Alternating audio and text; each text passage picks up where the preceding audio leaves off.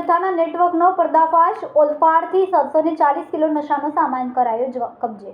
સુરત જિલ્લામાં ઓલપાડ પોલીસે અટોદરા ગામેથી તથા માંગરોળ તાલુકાના નાની નરોલી ગામેથી કુલ 740.330 કિલોગ્રામ ગાંજાનો જથ્થો ઝડપી પાડ્યો છે। પોલીસે કુલ 3 આરોપીઓની ધરપકડ કરી છે અને કુલ 74.8 લાખનો મુદ્દામાલ જપ્ત કર્યો। ઓડિશાથી કન્ટેનરમાં ગાંજાનો જથ્થો મંગાવાતો હોવાના નેટવર્કનો પર્દાફાશ થયો છે। ઓલપાડ તાલુકાના અટોદરા ગામની સીમમાં આવેલા વાઇબ્રન્ટ ઇકો પાર્ક સોસાયટીના મકાનમાં ભાડે રહેતો સૂર્યપ્રકાશ ઉર્ફે મોનુ અમરનાથ પાંડે તેના મકાનમાં ગાંજાનો જથ્થો સંગ્રહ કરીને છૂટક વેચાણ પોતે તથા માણસો મારફતે કરાવતો હોવાનું બાતમીના આધારે ઓલપાડ પોલીસે ત્યાં દરોડો પાડ્યો હતો। પોલીસે તે ઘરમાં તપાસ કરતા ત્યાંથી 2,73,800 રૂપિયાની કિંમતનો 27.380 કિલોગ્રામ ગાંજાનો જથ્થો મળી આવ્યો હતો।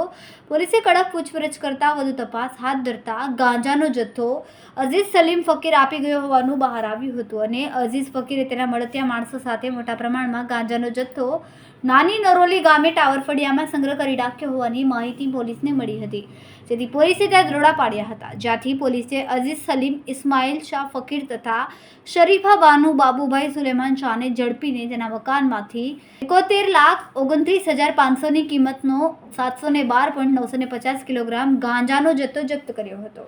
આમ ત્રણેય આરોપીઓ પાસેથી પોલીસે 740.330 કિલોગ્રામ ગાંજાનો જથ્થો મળીને કુલ 74,08,350 રૂપિયાનો મુદ્દામાલ જપ્ત કર્યો છે। ઝડપાયેલો સલીમ ઇસ્માઇલ ફકીર 3 વર્ષ પહેલા સુરત જિલ્લાના માંડવી પોલીસ સ્ટેશનના ગુનામાં પકડાયેલો હોવાનું પોલીસ તપાસમાં સામે આવ્યું છે।